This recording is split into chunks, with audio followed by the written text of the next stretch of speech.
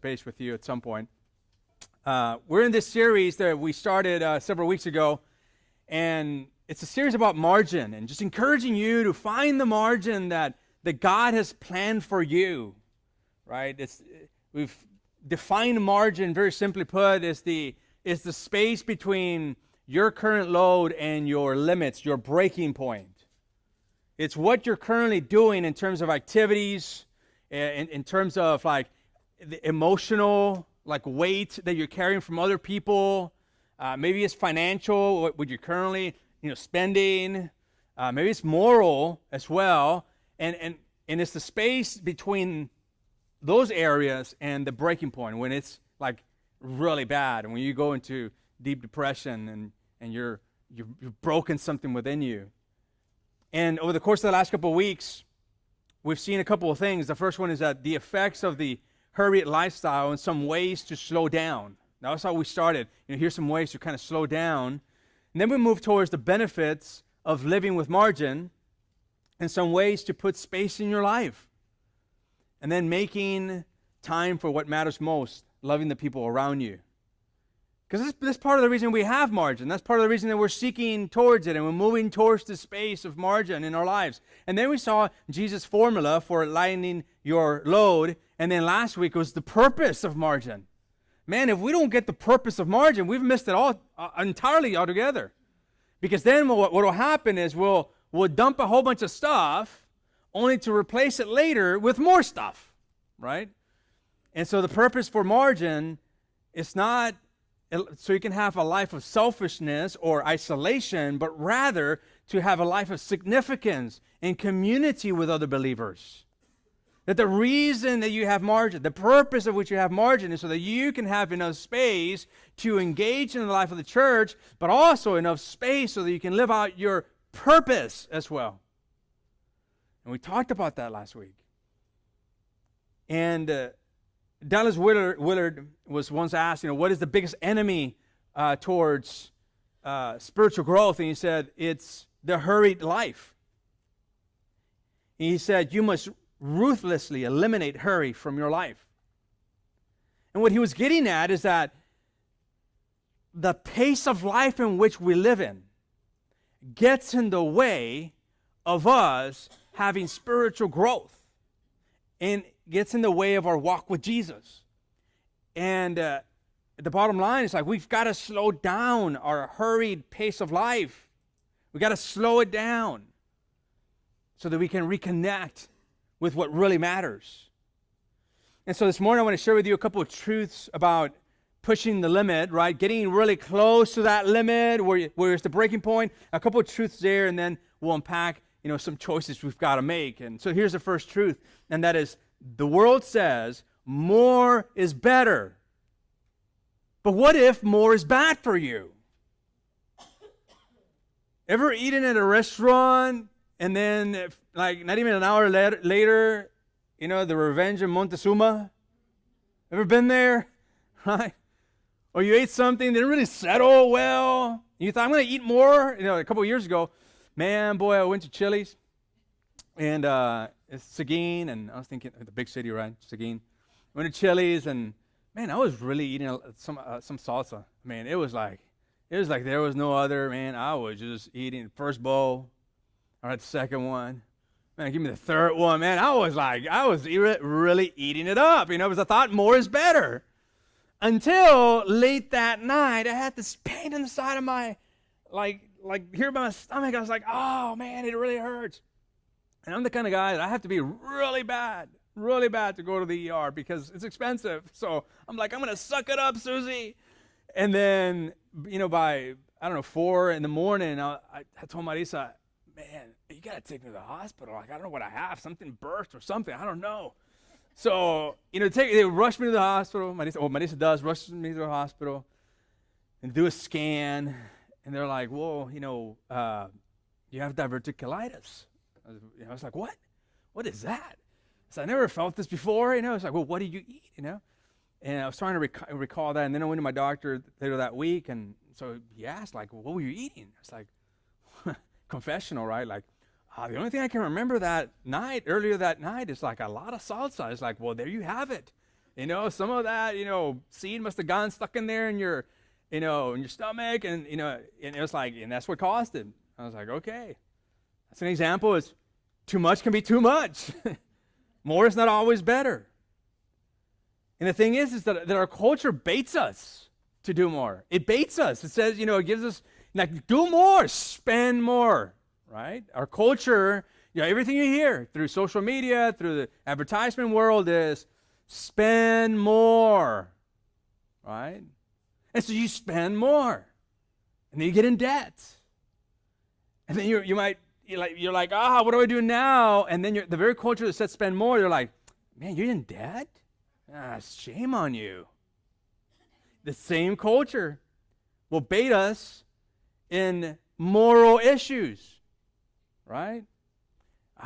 You can get close to the edge. It's all right to get close to the edge. Like, I shouldn't. It's okay. Especially with teenagers, right? Oh, get close to the edge. Experiment. And then, boom, pregnancy. You're like, the culture around says, you got pregnant? You see, the very culture that baits us to push the limit is the very culture that turns around and shames us for having crossed the limit. Time too. The very culture says, work hard, right? I'm guilty of this myself. I'm like, go home and like, man, today I did 12-hour day. And when, especially dudes, we're like, oh yeah, well I did 14. Oh yeah, well I didn't even sleep. We're like, we kind of measure ourselves by how much time we're spending, and the culture celebrates it. Especially if you're a dude. It's like, yeah, baby, here's a hard worker. And then you burn out. And when you burn out, you're like, the very people that were like this are like, man, what a weak guy. Like, what happened? Like, get back in the saddle, and there's no mercy. There's no compassion. It's the culture that baits you is the very culture that shames you when you cross that limit. So the world says more is better, but what if more is actually bad for you? My freshman year in college, I don't smoke, I'm too cheap for smoking. And I realized, how expensive it is my first year of college, when, like, after a month, I'm like, man, like, I'm broke. I'm a guy who likes to start stuff and finish stuff, I just am. So if you have a pack, I say you got to finish the pack as soon as you can, right? So you can get the next one. That's not the way. You see, more is not always good. Financially, it's not good in that situation. But I still remember one guy who smoked cigars. And he said, hey, man, try this cigar. I had already quit the smoking because I was like, I'm broke. And so he said, try this cigar. I was like, oh, cool, man. Now, I thought, like ignorantly or dumbly, that cigars are very simple, very light, similar to cigarettes. They're just bigger, right? You smoke it and you finish the darn thing. Nope, no way. I still remember just smoking. It was late. And now it's in the morning. I'm trying to finish that thing. I'm like it doesn't, it doesn't work, And I'm all wired up, I can't even read. I'm like, man, I can't even do my homework, So I'm smoking. My roommate is like, what's going on? It's like, man, this thing, I got to finish it. It's like, dude, you're not supposed to finish it. It's like, no, dude, I got to finish the task, Guess what happened? I got really sick. Because that's what happens when you try and smoke a cigar in one sitting. You get really sick. I haven't touched one of those deals since 1998. So... and I don't intend to. But maybe you bought into this lie that if one is good, more is better. More money, more stuff, more activities. And I want to remind you what happened with Adam and Eve. And at the core of that temptation was what? More. God made you one way, but, don't you want more to be like God? Don't you want wisdom? Don't you want more? And at the core of that was this idea of more. As a matter of fact, next week we're going to see that's part of the curse in Cain was this restlessness, but we'll explore that next week. And yet, although I've mentioned this, I guess several weeks ago, I heard it again through a preacher who said, The devil never quits, the devil never stops working. So work for Jesus. And I looked at that Facebook post and I was thinking, dude, like, since when is the devil our model? If he's our model for how we should live life, then we should never stop and relax and rest like Jesus did. Because guess what? Jesus relaxed. When the crowd got big, he retreated. He took his disciples, still had his close circle, right? And when he really needed it, he would go off by himself and pray by himself. He had moments of solitude and connecting with God the Father. I never see Jesus in the pages of Scripture in a hurry. I never hear him say, hey, the sun's kind of coming over here. It's about 3 o'clock, man. I'm going to go to the next city. Never see that. Never see that. The people around him were in a hurry. But Jesus, he didn't have this sense of, we gotta move this thing. No, not at all. You can't have too much of God, but you can have too much of the world. And while in the dietary world, it might be you're in the hospital with me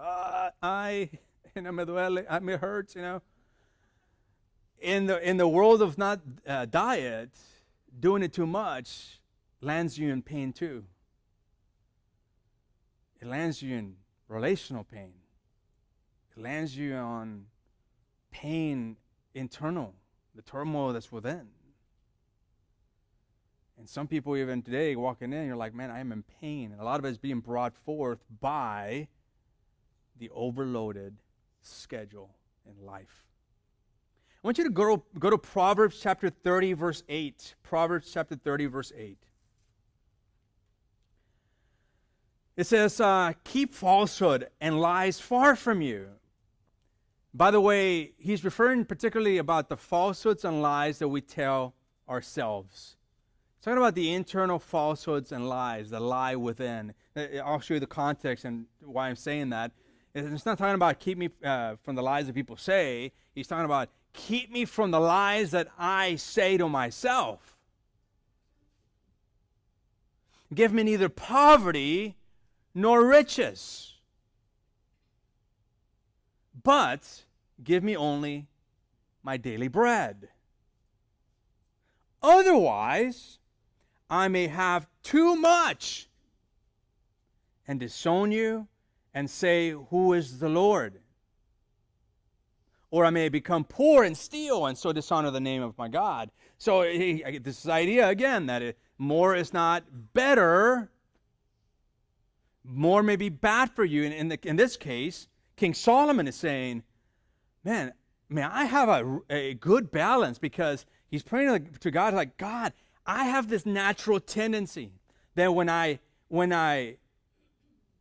make more, when have too much money, or when I have, maybe even for us, too much activity, I tend to disown you. I tend to think that I can take care of it by myself. I tend to just want to put the plane in autopilot and just coast without God. On the other hand, it says, so there's a lie there. It says, don't let me lie to myself, thinking that it is good to just chase after money or activity, lest I disown you. Or the lie that says, because I'm poor, God must be at fault. Because I am poor, then I must be doing something wrong. All sorts of distorted lies, particularly the one where we would say, God, you took away from me, and therefore dishonoring his name. The second truth is this, and that is, your baseline of what you think you need will determine the level of contentment that you will come to enjoy. And we saw that by King Solomon saying, hey, give me just the daily bread. I want to be content with just being in the right place. Give me the daily bread. Not too much and not too little, just the daily bread. Why? Because your baseline of what you think you need will determine the level of contentment that you will come to enjoy. Because you seem to think like more will bring enjoyment, and it does for a little bit. But boy, it's fleeting. I want you to go to 1 Timothy chapter 6, verse 6 to kind of further explore this truth. 1 Timothy chapter 6, verse 6. It says, yet true godliness with contentment is itself great what? Say it with me. Great what? Wealth or gain. What is he saying? It's like, man, he's not associating wealth with possessions, money, prestige, none of that. Or even activities that we do. He's associating wealth with contentment. If you're content, you are wealthy. You are wealthy. And that's a state of mind, by the way. That's not by how much you absorb in terms of activities or work or otherwise money. And then he continues. He says, after all, we brought nothing with us, and we came into the world, when we came into the world, and we can't take anything with us when we leave it. I was born with nothing, and I'm leaving with nothing. So, if we have enough food and clothing, let us be content. And did you notice what he just did? He lowered the baseline to just the essentials. So he's got this perspective of, if we just have enough clothing to clothe ourselves and food, then I'm good. That's what contentment is. Where you put your baseline will determine the level of enjoyment of your life. And then in verse 9 it says, but people who long, and that's important, it says long. People who long to be rich. It's not saying that people who are rich. There's nothing wrong with being rich. People who long to be rich as the focal point. That's the only thing they're out to get. Rich. They want to just be rich. That's the supreme value of the individual. The person who supremely values and longs for to be rich, whether it's with financial richness or rich in activities, they fall into temptation and are trapped by many foolish and harmful desires that plunge them into ruin and destruction. Like at the end of that rainbow, where enough is never enough, where the longing for more does not stop. At the end of that rainbow, it's not a pot of gold. It's actually destruction and ruin.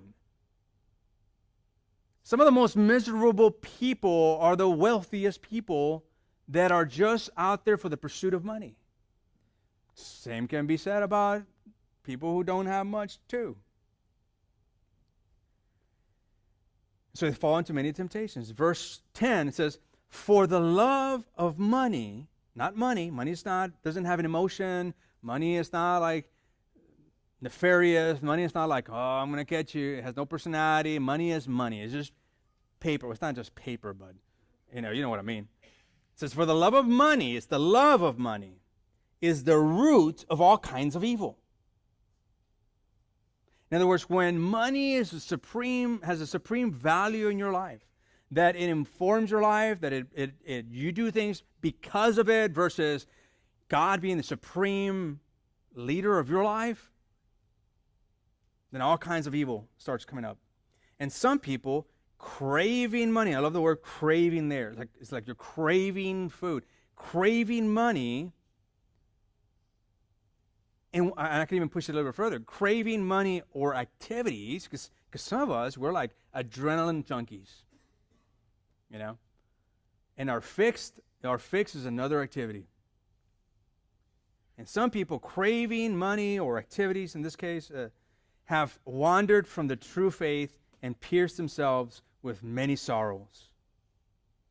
Ever seen the person that just, man, they start hot, man.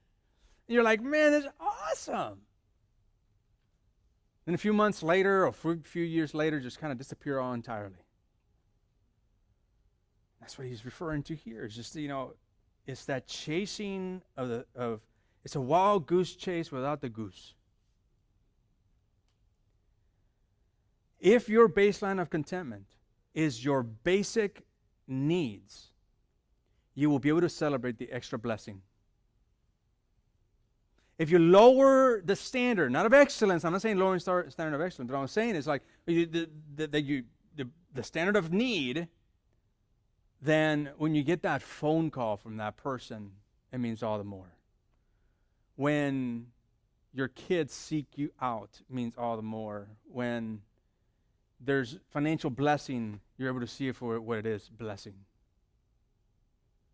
You're able to enjoy those things. You're able to enjoy, when you're at home, you're able to enjoy your family. Here's a third truth. It is better to have less of what doesn't matter and more of what does matter. It's better to have less of what doesn't matter and more of what does matter. I want you to go to Ecclesiastes chapter 4, verse 4.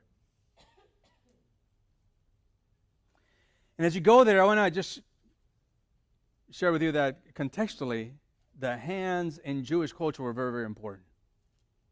That's what you do your work with. Hands are important. And so King Solomon, at the end of his years, as he's amassed a whole lot of property, real estate, possessions, prestige. I mean, this guy was like at the top of his, quote, game, in the sense of, this guy's an artist. He wrote most of the Proverbs. He was he was into botany. And yet he could reign a kingdom as large as it had been ever before. And he says this, I observe that most people, not everybody, he's not saying everybody, I observe that most people are motivated to success because the reason why they envy their neighbors. It doesn't say everybody. But boy, most is a lot, isn't it? And I wonder if we were to be just raw honest with ourselves, not lying to ourselves, but be honest with ourselves, how much of what we do is because we're trying to compete with so-and-so and such and such. And I always suspect that a lot of it is that way. Out of envy of neighbors or friends or family members. But this, too, is meaningless. That is, motivated to succeed, spurred on by the envy towards the neighbors, this too is meaningless, like chasing the wind. Have you ever caught the wind? You don't catch wind. As a little kid, I would grab, try and, can you catch the wind? You can't catch it. You can maybe kind of feel where it's coming from, maybe, but you can't catch the wind. And then it says, fools fold their idle hands, leading them to ruin. So he cautions towards inactivity, saying, there's value in working. This is not about whether you work or you don't work. Rather, this is about perspective. We're designed for work. Particularly men, you're designed to work. And yet, you're led to ruin if you don't. And yet, better, what's the word? Better. It's almost like saying there's good and there's better, right? There's the restaurant cooking, and then there's your wife's cooking better.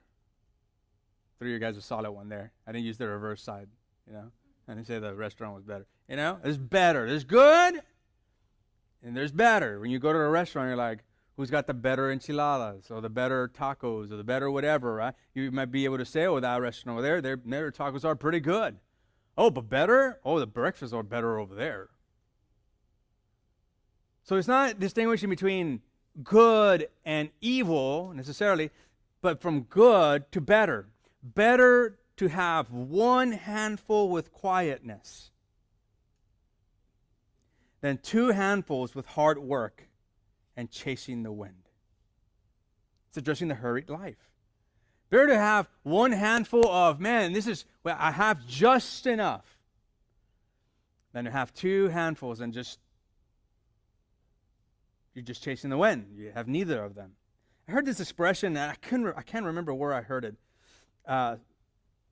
So whoever said it, I can't give him credit. It's better to have one pigeon than chasing after a second one and have none. We're in Gonzales, so I'm going to rechange that. It's better to have one chicken than chasing after the second chicken and having none.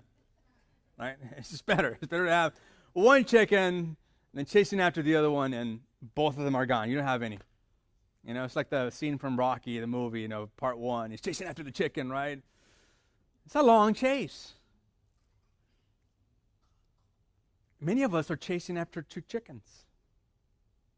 And I'm not talking about the chicken that crosses the road, which here in Gonzales we get the privilege of seeing that, where it's not a joke, why did the chicken cross the road? Somebody from the big city would be like, haha, it's fun. No, I'm not. No, really, literally, chickens crossing the road. So we're not talking about literal chickens. We're talking about your stuff, your activities, your financial resources. My kids go get the groceries, and we do, not the drive-through, whatever it's called, the curbside. Yeah, curbside. Shows how much I'm the one who puts it in the list. And they go get it, they come home, and my kids just descend, they go grab the bags out of the car. And of course, I as a dad want to make sure that my kids learn responsibility. So I'm just watching, right? It's not that I'm being lazy. At least that's what I tell myself. I'm just watching, Somebody's got to be the manager, right? Teach him a lesson, right? We're teaching. That's a good teaching, good teaching there. Although now Caleb goes to college, so it's like, oh man, I only have two that do that now. So, but they'll try and put all these bags and maybe even the sodas, and you're kind of walking in, and they need help with somebody opening the door, but there's times when it's way too much, and something drops, right? And you just gotta hope it's not the sodas, because then it's like you open it and. But many of us do the same thing with life. We're carrying so much of other people's emotions, so much of other people's activities or our own activities, that we're dropping stuff. Or worse yet, the stuff that we're doing is mediocre at best. Well, we know we could do excellence, but yet we don't do excellence because we have way too much. And so it's better to live with one handful, because with one you can help someone. With a hand you can help someone. With one handful you can actually encourage someone else when they need it. Right? Because you're not relationship poor. Where you don't have any relationships because you're so busy, so you're relationship poor. When you have margin, when you have only one handful, you can actually have a conversation where you're not thinking of the next thing. You can actually invest financially on a project, on the kingdom, because you're not like, man, I'm really strapped. You can actually connect with yourself and with the Lord and rest, because you have enough margin there. God can do more in 2 minutes than you can do in 20 years. I don't know what you're praying for, what the biggest thing in your life is that has you chasing after the wind. And by the way, when we do that, we tend not to pray to God. But remember, God can do something in 2 minutes that would take you 20 years to accomplish. So why do we continue to chase after the wind? For those of you who work hard, who need a break, and need somebody to almost give you the permission to do that, like, hey, for you hard workers here, because there's tons of you here, to rest is not to be lazy. You might have heard it growing up. Oh, if you're not moving, you're lazy. Maybe your parents told you that, and now you're older and stuff, and you associate rest with laziness. And for some of you, you need to hear, stop it. Because God doesn't see it that way. He wants you to rest. I know. For me, I am there. I am restless. I'm always moving too much, and doing way too much stuff. And I need to hear those words that to rest is good. I put in there in the insert, in the sermon notes, a little area to define what matters most. And I put three things. I want you to put the 3 things that matter most to you. Let's just assume that you hear from God, and God says, you have 1 month to live. I don't know why, it's got to be a low voice, My voice is too high in the registry. But he says, you got 1 month to live. What would you put in that list? You might even write it down. Let me kind of share some good examples and some bad examples. Good examples might be your family, your kids, your spiritual growth, serving, making a difference, your church, sharing your faith, being sober. Those might be the good things, Here's some things that you wouldn't want to put in that list. A bigger fill in the blank. A phone upgrade, you wouldn't want to put in that list. Next level of Pokemon. Yeah, it's not something you would put in that list. More Facebook friends. The Cowboys would do good this year. There's things you wouldn't put in that list. You're going to be greatly disappointed if you do. And yet, I'm sorry, Cowboy fans. My bad. Most of you know that I'm a Tom Brady fan. Until he resigns, then I might go back, to my old roots, the Cowboys. Some of you don't leave. Some of you are going to be like, I don't like him anymore. I'm not going to come to that church, Listen, if you think that way, then the Cowboys they're your idol. So this is what I'm not saying. What I'm not saying is that God is telling you that to have ambition or drive is bad. That's not what I'm saying. I'm not saying that. Ambition and drive are things that God has given to you for His glory and the benefit of other people. You surrender your drive and your ambitions to God. You surrender the outcome to God. You feeling me? Like you're surrendering your outcome to God, your ambition and your drive. You surrender that before God. Let me show you an example. 1 Chronicles chapter 4, verse 9. 1 Chronicles chapter 4, verse 9. It says, there was a man named Jabez who was more honorable than any of his brothers. His mother named him Jabez because his birth had been so painful. Man, I can't imagine as a little boy. And you're looking at Jabez. My pregnancy was painful, boy. That's the way mom named him. Jabez. He was the one who prayed to God of Israel. It's interesting that it's worded that way. He was the one who prayed to God of Israel, as if though maybe his brothers didn't. Oh, that you would bless me and expand my territory. What is that? That's ambition.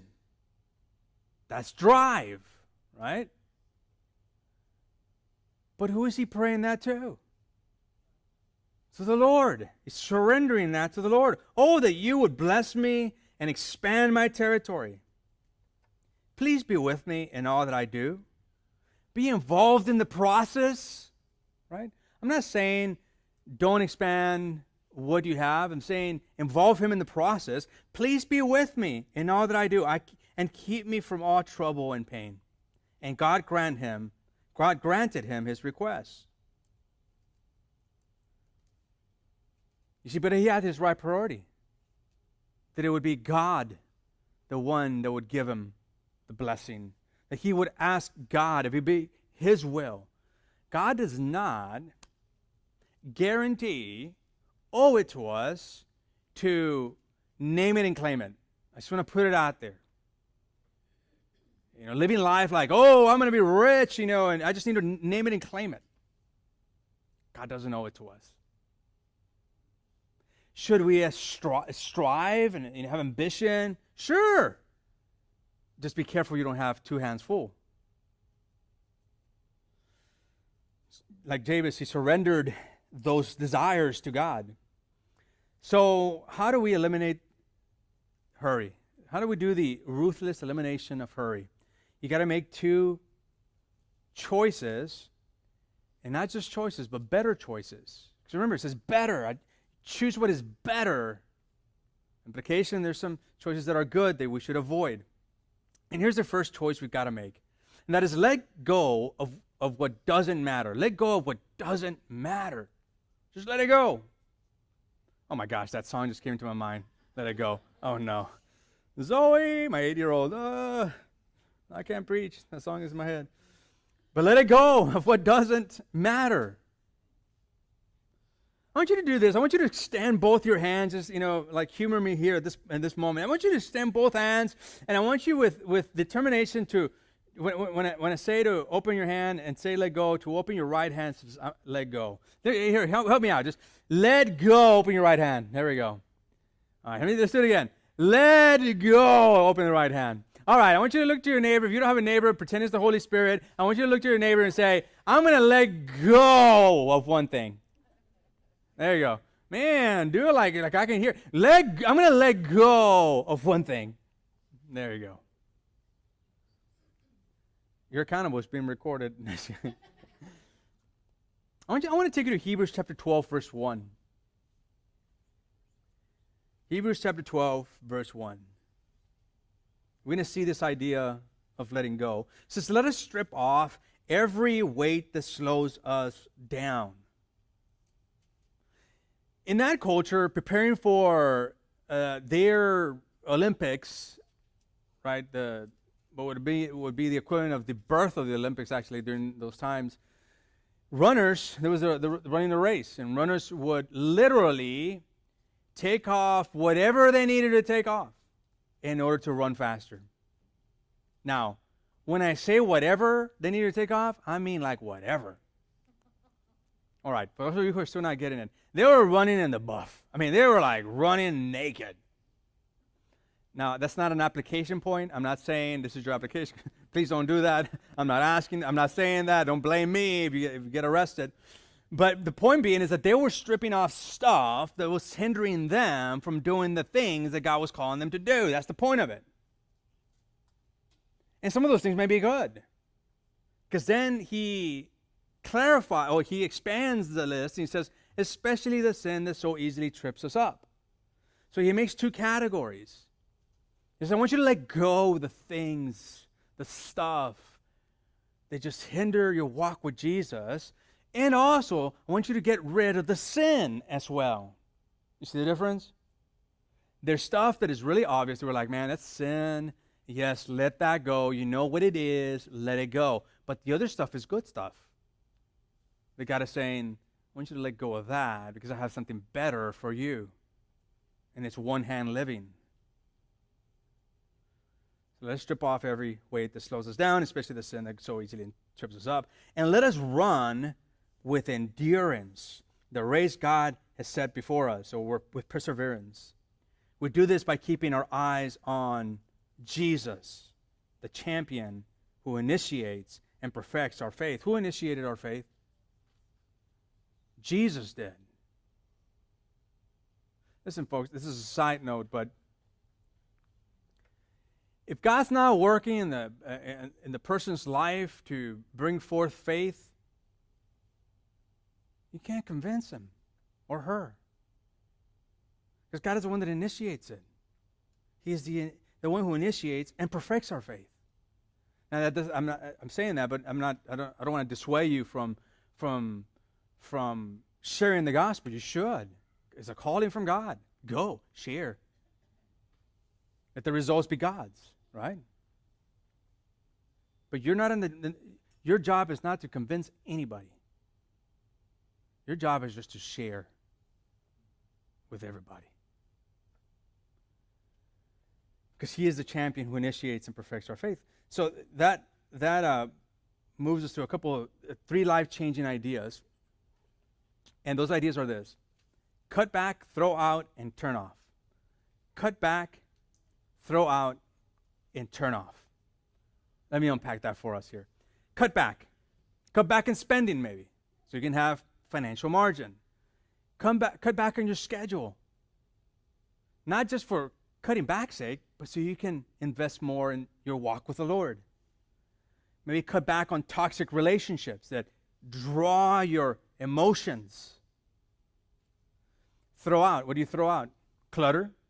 Maybe the closet. Maybe the garage needs some cleaning, some stuff you got to throw out. Maybe your barn. Listen, folks. The 70s aren't coming back. The bell bottoms, we're done. The short shorts for the dudes, it's all in the store. Man, guys, if you're wearing those short shorts, you cannot come to this church. I'm telling you.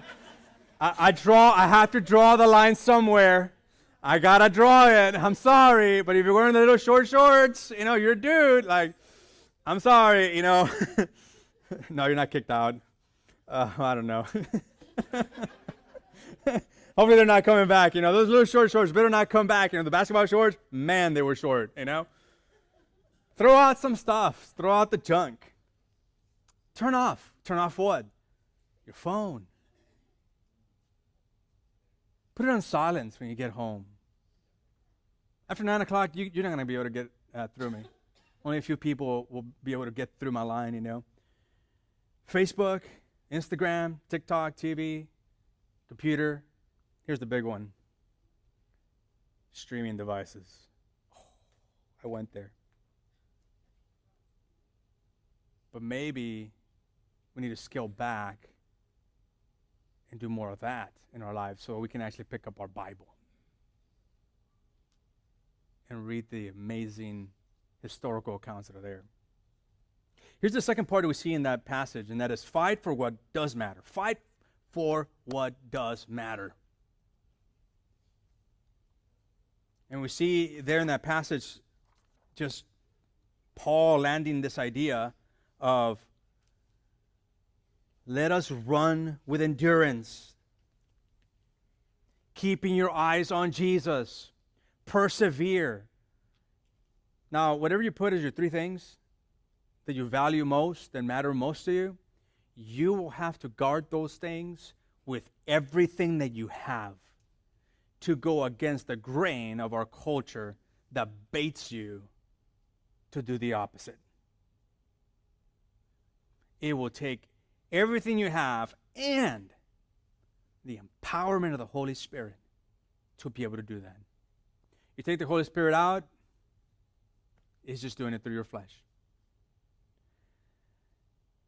When you have both hands full, you are prone to get distracted and getting attacked by the urgent now. So, less of what doesn't matter and more of what does. Your life is too valuable. Your calling is too great. Your God is too good to waste your life on meaningless things and chasing after the wind. You can, with one handful, you can help someone. You can give generously. You can encourage someone.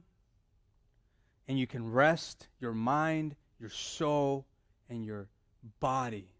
Next week, we'll talk about how to rest your soul and do some soul care.